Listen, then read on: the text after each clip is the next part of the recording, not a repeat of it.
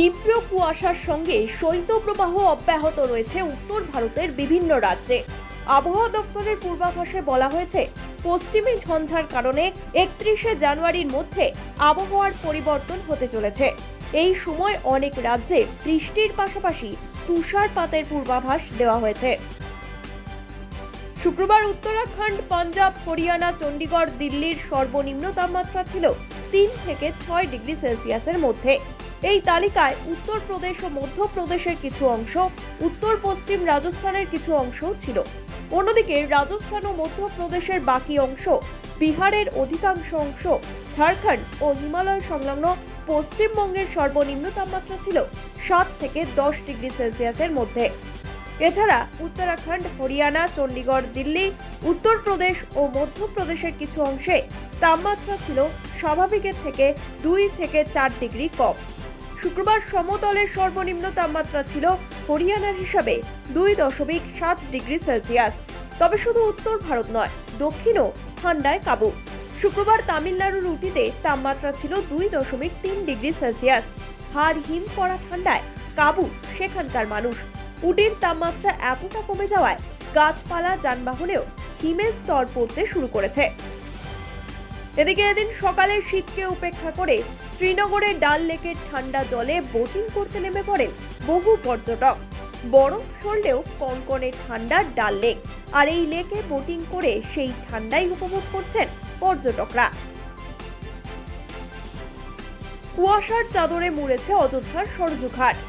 ঘন কুয়াশার কারণে এদিন জনশূন্য ছিল এই ঘাট।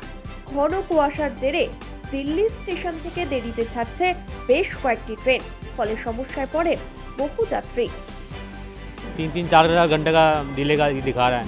इसमें से बहुत प्रॉब्लम फेस कर रहे हैं हम लोग। तो देख रहे हैं हर कैंसिल ट्रेन हो रहा है, कोई लेट हो रहा है, ऐसे चल रहा है अभी बहुत दिनों से। आज यहाँ पे रेलवे स्टेशन में ठंडी में आ जाते हैं, उसके बाद जो है इधर ही वेट करना पड़ता है।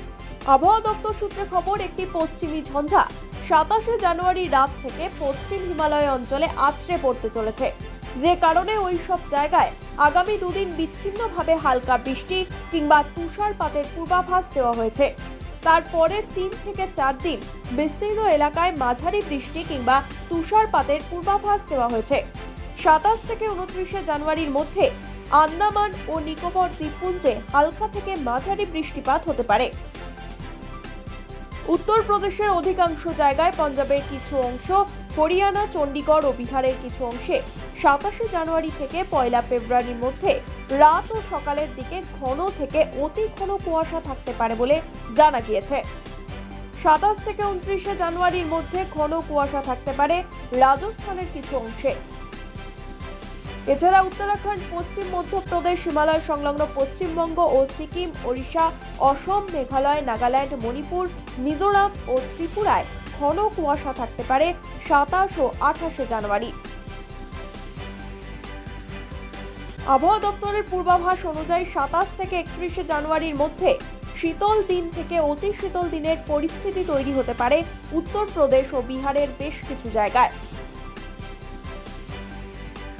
এছাড়াও বিচ্ছিন্নভাবে এই পরিস্থিতি তৈরি হতে পারে পশ্চিম রাজস্থানে 27 ও 28শে জানুয়ারি। শীতল দিনের পরিস্থিতি তৈরি হতে পারে পাঞ্জাব, হরিয়ানা, চণ্ডীগড়, পূর্ব রাজস্থানেও। Bureau report, one India Bangla.